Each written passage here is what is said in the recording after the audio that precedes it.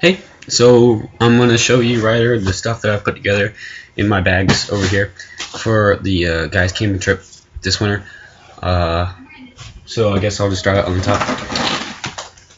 In here is the wool blanket that I showed you on my last video. It's just inside the dry pack so it doesn't get wet or messed up, and it won't fit in my bag. So next, I got an NRA little duffel bag in the mail, and I got all the stuff I showed you yesterday, including my gun. I just don't really know what I'm going to carry it as, if I'm going to have the light on it or not. I ordered a holster that fits the light, and it's left-handed. That was hard to find, very hard to find. They only had 2 left, but from the place I ordered it, so I was lucky. Next, I stole Peep's leather gloves. He didn't want them because they didn't fit him, so I stole these.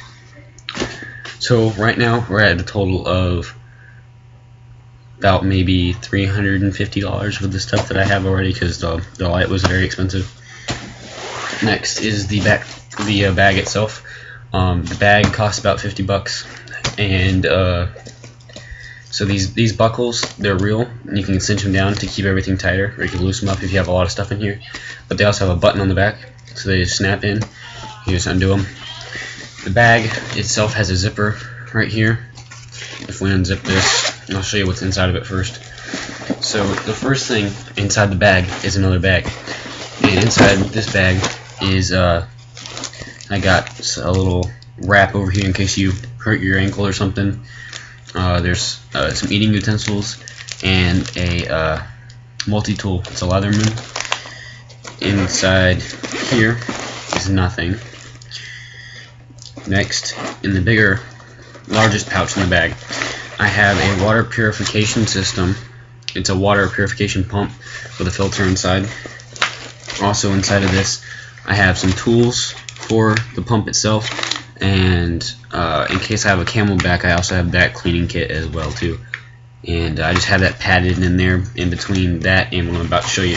The next thing is, and this is why I keep the bag on the very top, the next thing in here are my first aid kits.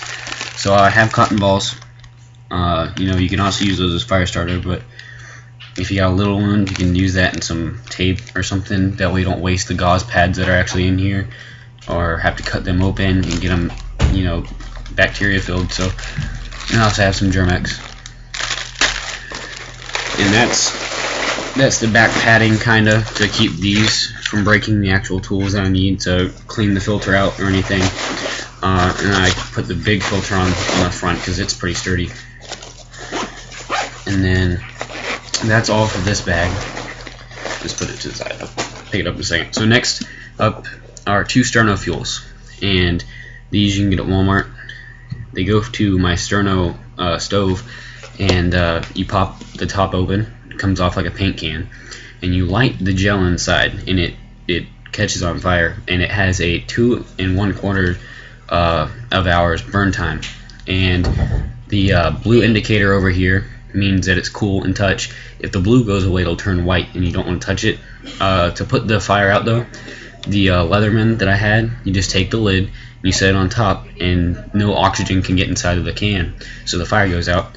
And once you're done, you just kind of tamp it down. So I got 2 of them because if it's wet outside and you still want to be able to cook, you can still cook with these. But these are more of a last resort if you were actually in a survival situation. But just for a regular backpacking trip that we're going to be doing, it's not going to be a survival situation, so there's no need to not worry about having to use them. Next is my knot book. This is all the knots that the Coast Guard uses. This is what Dad gave to me as a little gift to put in my kit, and this was given to him by the Coast Guard. Next, I have a saw, but the blade is black looking because I have felt that I took and I put on the blade like this, so none of the saw pieces are sticking out, and it still locks into place. So you gotta press the lock down to open it up. It's not gonna open up on you, but I have that on there so none of my stuff in my bag gets damaged by the blade or anything, especially when the inside of the bag is a canvasy material. So there's that. Next, this is the bigger survival knife. Obviously I'm going to have a knife on me, but not something this size just to be walking around in the woods. This is something if I want to baton some logs, some bigger logs, or some heavy carving, making feather sticks. I have a GI pilot's knife. This is what Peep was issued when he was in the when he was flying the Chinooks. This is what he had on his tack vest, and it rode right here on his vest, and he had a bunch of these, but he lost them all, so I had to buy my own, and it was about 60 bucks. The cheapest I've seen is they had one left on Amazon for 20, and it's a really good knife. It's got a metal handle on the back. The blade is coated in a it's not a paint, it's a heavier coating, but the reason it's black like this and it feels kind of like a soft material is because if you're in the woods and you crashed and they see your knife shine in the sunlight, then they can see you. And it was for if you went down behind enemy lines. And the way you know if you have a good one is if the back is metal. This is a aluminum metal piece that'll keep the leather from bending. And it also comes with a sharpening stone. Now I'm not going to trust that sharpening stone. I'll get back to you in a second with a different one as we're going to the bag. So next is a shovel. No, I'm just kidding. It just looks like a shovel bag, like a foldable shovel. Still have the one that goes in here, but I don't need it, and we'll get to a different shovel here in a second. This is actually where I keep the full-size sharpening stone. There's a couple axe heads at Peeps, and I'm going to be making myself a camp axe. If you want one, I have an extra head, and I'll make you one too. But this is the sharpening stone that I use, and it's phenomenal. I found this in Peeps' garage, so that didn't cost me anything. That's it for inside the actual bag, except for this little pouch in this right inside at the very top next to the big zipper. And inside I have a little game that I've had since I was in Boy Scouts, Cub Scouts, and it's like a little Rubik's Cube that's flat, and it's got numbers, and you try to put them in order. And in case I get bored, I can play with that, because you're not going to have phones or anything. And then inside of that, I've had to start wearing glasses now, and not wearing them right now because it's kind of bugging me, trying to get used to them.